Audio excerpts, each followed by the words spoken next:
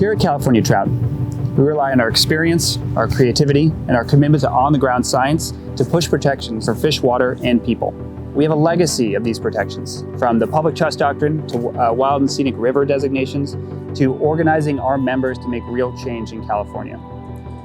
This year, the policy team is focusing on drought response, advocating strongly for the inclusion of fish and freshwater priorities in the state budget.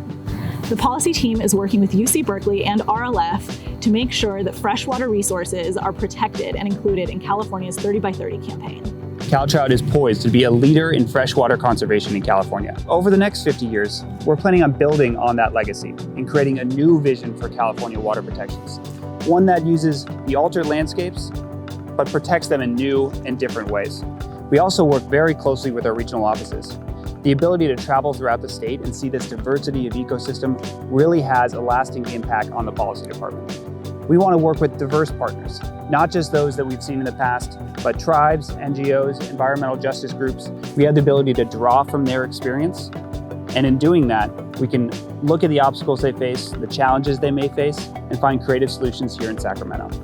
The ability to work so closely with our science partners in UC Davis, our think tanks like BPIC and others, pushes us to make real change. Additionally, we are successfully advocating for decreasing the green tape associated with watershed level restoration projects throughout the state, and ensuring that CDFW has the capacity to lead the recovery efforts for our salmon, steelhead, and trout populations.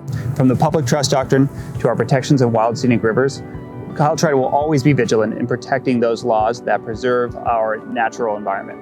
We're specifically looking at Fish and Game Code 5937, which would protect fish below barriers in California.